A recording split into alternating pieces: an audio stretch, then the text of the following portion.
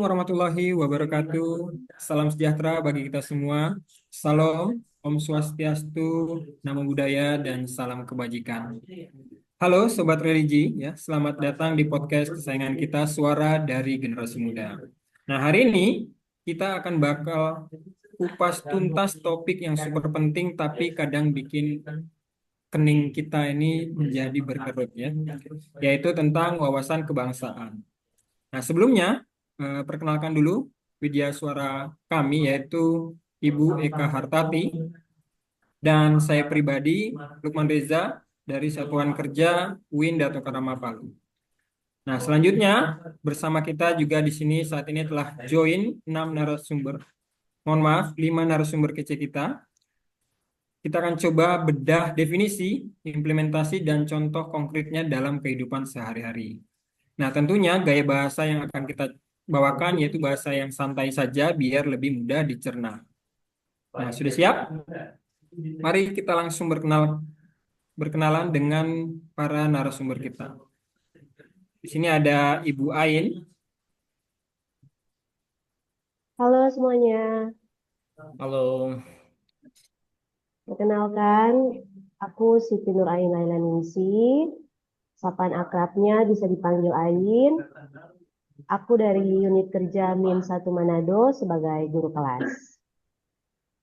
Oke, baik. Ada juga Ibu Ririn. Halo, perkenalkan nama saya Ririn Safitri, biasa dipanggil Ririn dari Unit Kerja Kementerian Agama Kabupaten Sigi. Oke, ada Bapak Faisal. Halo, nama saya Faisal Muinti, unit kerja saya IAIN Manado. Terima kasih. Dan ada juga Bapak Rizky. Hai semua, nama aku Rizky Walangadi, nama panggilannya Rizky dari IAIN Sultan Amai Gorontalo. Terima kasih. Oke, baik. Selamat datang untuk semua narasumber, ya. Nah, biar langsung panas saja, kita langsung mulai dari definisi. Nah, menurut dari narasumber, wawasan kebangsaan itu apa, ya? Tapi sebelum masuk ke narasumber, mungkin dari saya pribadi dulu. Nah, kalau menurut saya pribadi, wawasan kebangsaan itu adalah cara pandang kita sebagai warga negara Indonesia tentang diri dan lingkungannya. Intinya, bagaimana kita melihat Indonesia ini secara keseluruhan, dari Sabang sampai Merauke dan segala keberagamannya. Nah, ini mencakup kesadaran kita tentang hak dan kewajiban sebagai warga negara, serta rasa cinta tanah air kita. Nah, gampangnya, ini kayak kompas kita dalam berinteraksi di negara ini, seperti itu. Nah, kalau aku setuju sama Kak Lukman. Sebagai tambahan, wawasan kebangsaan itu juga pemahaman kita tentang sejarah, budaya, dan nilai-nilai luhur bangsa. Kan kita punya Pancasila, Undang-Undang Dasar 1945, dan Bhinneka Tunggal Ika. Nah, itu semua adalah fondasi bangsa kita.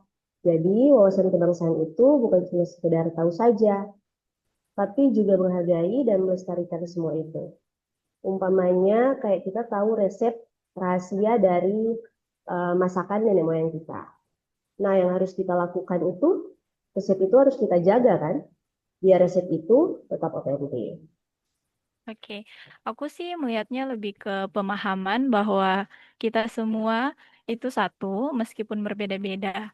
Kan Indonesia itu suku, agama, rasnya banyak banget. Nah, wawasan kebangsaan itu yang bikin kita nyadar kalau perbedaan itu justru kekuatan, bukan malah jadi alasan buat berantem atau bikin kubu-kubuan. Ini kayak puzzle, setiap kepingnya beda bentuk dan warna.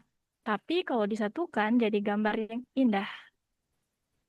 Setuju banget apa yang disampaikan oleh Ibu Ririn. Buat saya pribadi, wawasan kebangsaan itu rasa memiliki dan tanggung jawab terhadap negara ini. Jadi, bukan cuma ngerti teori, tapi juga merasa terpanggil untuk ikut membangun dan menjaga Indonesia. Tidak cuma mikirin diri sendiri, tapi juga nasib bangsa secara keseluruhan. Ini kayak kita mempunyai rumah besar. Terus kita merasa wajib ikut menjaga kebersihannya, keamanan, dan bikin rumah nyaman. buat semua penghuninya. Kalau aku lebih ke kesadaran kita tentang ancaman dan tantangan yang bisa mengganggu keutuhan bangsa. Wawasan kebangsaan itu bikin kita peka sama isu-isu yang bisa memecah belah bangsa, seperti radikalisme yang menyebar, intoleransi, ataupun hoaks yang menyebar saat ini. Dengan kita punya wawasan kebangsaan yang kuat, kita bisa filter informasi dan tidak gampang terprovokasi gitu. Ini kayak kita punya bodyguard di dalam diri kita yang siap melindungi kita dari bahaya kapan saja. Oke, ini definisinya dari narasumber ini lumayan beragam ya, tapi ternyata isinya itu saling melengkapi gitu ya. Sekarang kita masuk ke bagian yang lumayan lebih seru ya, implementasi dalam kehidupan sehari-hari.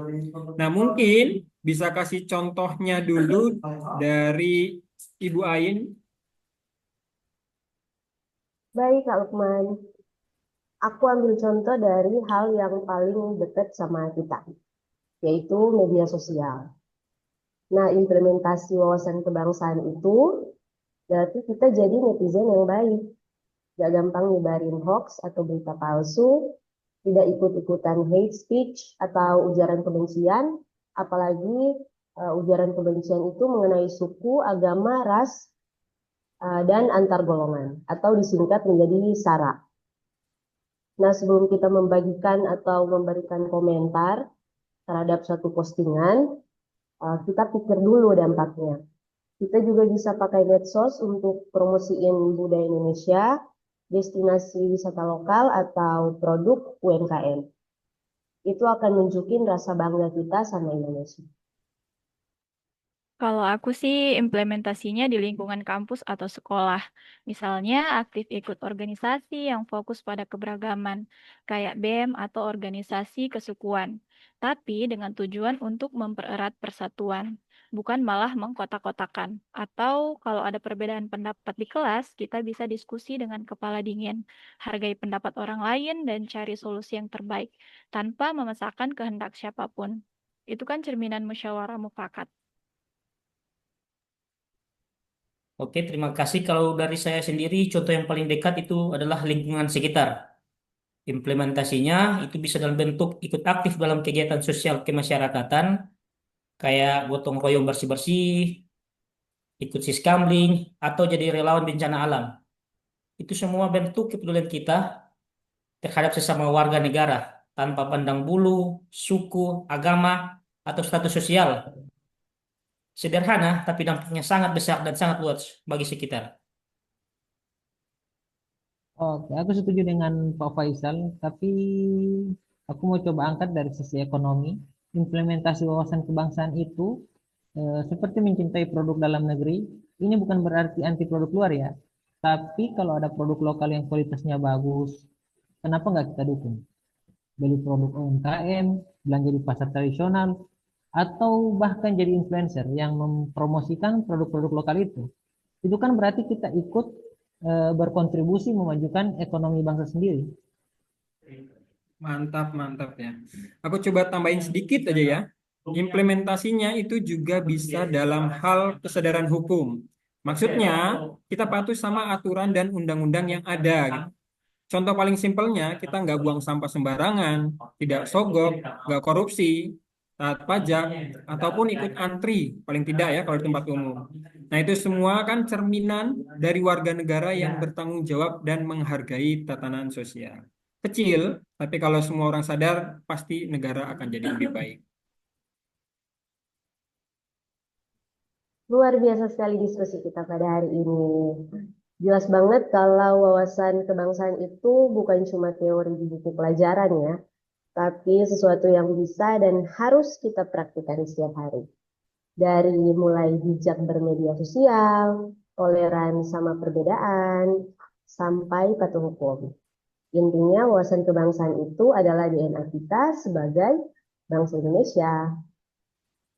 Sebelum kita akhiri, mungkin ada closing statement dari masing-masing narasumber buat para sobat kebangsaan di rumah. Kita mulai dari Kak Lukman. Oke, kalau pesanku, jangan pernah lelah belajar tentang Indonesia. Makin kita tahu, makin kita cinta. Wawasan kebangsaan itu modal kita untuk jadi pribadi yang lebih baik dan warga negara yang berguna. Iya, kalau dari aku sendiri, generasi muda itu punya kekuatan besar. Yuk pakai kekuatan kita buat nyebarin nilai-nilai kebangsaan, bikin konten positif, dan jadi inspirasi buat orang lain. Indonesia butuh kita. Oke, kalau dari aku sendiri sih perbedaan itu indah. Jangan biarkan perbedaan memecah belah kita. Dengan wawasan kebangsaan, kita bisa merayakan keberagaman dan menjadikan itu kekuatan kita. Oke, kalau dari saya sendiri, setiap tindakan kecil atau besar, apalagi yang positif, itu sangat berarti. Jangan ragu berkontribusi sekecil apapun, karena wawasan kebangsaan itu bukan cuma slogan, tapi aksi nyata. Terima kasih. Oke, pesan dari aku di era digital ini, filter informasi itu sangat penting banget ya. Jadi kita jangan mudah terprovokasi, punya wawasan kebangsaan yang kuat itu bisa jadi benteng. Bisa jadi benteng untuk melindungi kita dari berita-berita bohong dan isu-isu hoax yang dapat memecah belah kita. Oke? Oke, pesan-pesannya sangat-sangat inspiratif semuanya ya.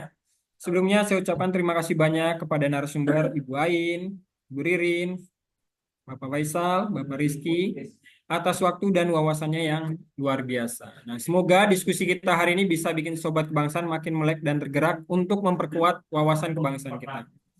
Terima kasih sudah mengikuti podcast Suara dari Generasi Muda. Jangan lupa sampai jumpa dan semoga sehat selalu. Wassalamualaikum warahmatullahi wabarakatuh. Salam sejahtera bagi kita semua. Om Santi Santi Santi Om.